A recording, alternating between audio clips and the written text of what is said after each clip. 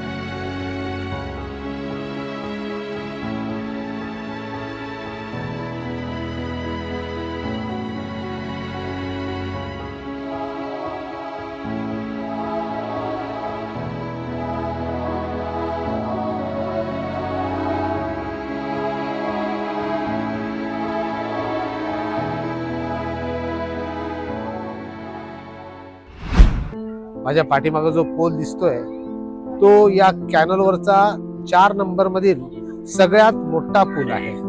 त्याला ग्रँड पूल असं म्हणतात. अर्थात व्हेनिस शहर हे 126 बेटावर बसलेलं शहर आहे आणि 435 पूल छोटी मोठी अशा प्रकारची या व्हेनिस शहरात आहेत. त्याशिवाय 150 कॅनॉल, छोटे मोठे कॅनॉल, हे सगळ्यात मोठे कॅनॉल आहे.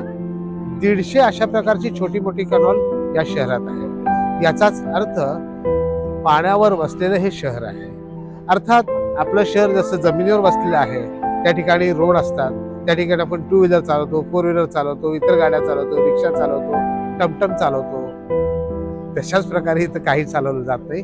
इथं जे काही चालवलं जातं ते मोठी बोट, छोटी बोट, होडी आणि सगळे व्यवहार या पाण्यातून केले जातात.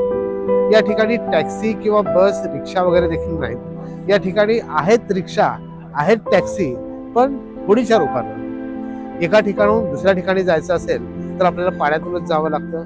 एका ठिकाणाहून दुसऱ्या ठिकाणी जर नवी पेठेत आपल्याला जायचं असेल किंवा आपल्याला भाजी खरेदी करायला मंडईला जायचं असेल, म्हणजे स्टेशनची मंडई असो नाहीतर लक्ष्मी मंडई असो, या ठिकाणी आपण आपली 2 व्हीलर घेऊन जातो किंवा आपलं वाहन घेऊन जातो. इथं जायचं असेल तर स्वतःच असं एक वाहन पाहिजे किंवा असं भाड्याने मिळतं टमटम सारखं, त्यात बसायचं, इकडे जायचं, भाजी खरेदी करायची आणि इकडे यायचं. अर्थात हे वेगळं शहर आहे आणि या वेगळ्या शहराची वेगळी न्यारी मजा आहे. त्यामुळे टुरिस्ट लोक या ठिकाणी हे आगळं वेगळं शहर बघण्यासाठी फार मोठ्या प्रमाणात या ठिकाणी येत असतात. या शहराची मजा घेऊयात अशाच प्रकारे.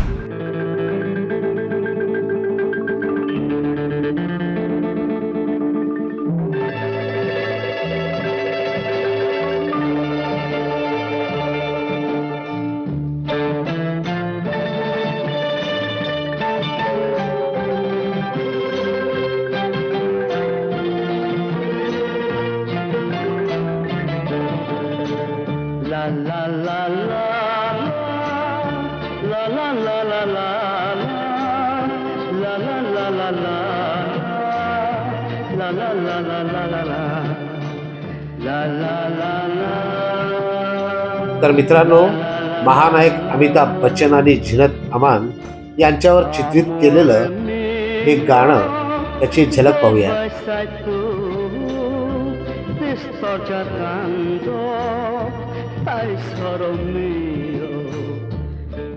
याला गंडोला म्हणतात. गंडा घालतो तो गंडोला नाही, पण खरंच घालतो तो गंडा. कारण याची एक सफर 90 युरोला आहे, म्हणजे 7,500 रुपयाला. असो, या गंडोल्यातून फिरण्यासाठी खास पर्यटक येतात. ज्यांना परवडतं ते गंडोलाची सफर करतात. नाहीतर मग इतरांसाठी किंवा माझ्यासाठी आहेच की टॅक्सी, रिक्षा, वडा, टमटम, बस, पण ते सगळ्या पाण्यातल्याच. येथील पाण्याची पातळी पाहता माझ्या मनात शंका आली की येथे पूर येतो की काय. थोडासा कानोसा घेतला. होय, येथे येतो पूर. अनेकदा पूर आलाय. कोरोनाच्या काळात तर मोठा महापूर आला होता येथे. येथील महापौरांना नागरिकांनी निवेदन दिलं, पण आपल्यासारखंच पाहतो या पावसाळ्यात करून देतो. त्यामुळे झालं काय की या आश्वासनाला आणि पुराला कंटाळून नागरिकांनी स्थलांतरित व्हायला सुरुवात केली आहे. जवळपास या व्हेनिसची लोकसंख्या होती 1,20,000, ती आता निम्म्यावर आली आहे दोस्तो. म्हणजे 60,000 इतकी लोकसंख्या राहिली आहे. आता थोडं कुठं महापौर सिरियस घेत आहेत आणि त्याचं हे काम चालू आहे पहा.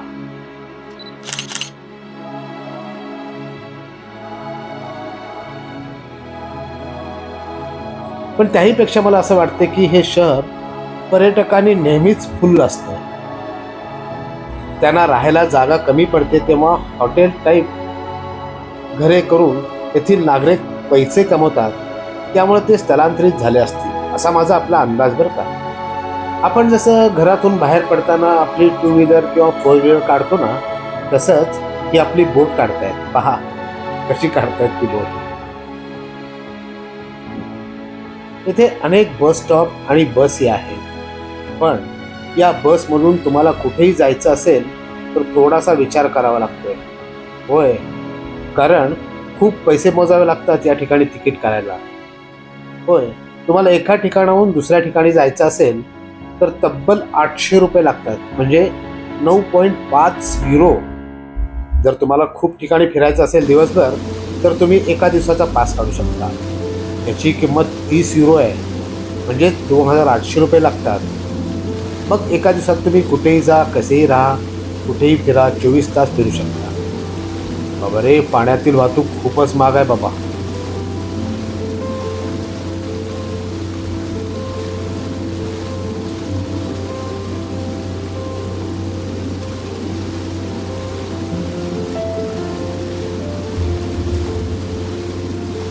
आता सामानाची ने-आण करणं किंवा अरे हो, ॲम्ब्युलन्स देखील या ठिकाणी पाण्यातूनच जाते बरं काय.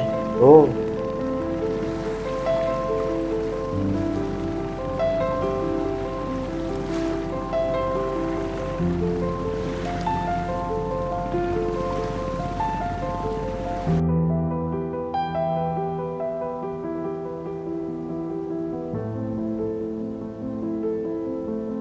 या अगोदर व्हेनिसला येताना रेल्वेने यावं लागतं. तसं या ठिकाणी विमानतळही आहे, विमान सेवाही सुरू असते. पण आम्ही आपलं वंदे भारत अर्थात वंदे व्हेनिसनी ही सफर करत व्हेनिसला आलो आहे. त्याची काही ही दृश्य एक लक्षात घेण्याजोगी गोष्ट आहे. प्लॅटफॉर्म आणि पायरीमधील अंतर या ठिकाणी कशा प्रकारे कमी केले पहा. अहो, अशी सोय आपल्याकडे व्हावी ही माफक अपेक्षा आहे. वर्षाला हजारो जीव केवळ या प्लॅटफॉर्म आणि पायरीतील अंतरामुळे जातात, हे नाकारता येत नाही. आता थोडीशी रात्रीची सैर करूयात. रात्री नितांत सुंदर दिसतं हे व्हेनिस शहर. पाहूयात त्याची झलक.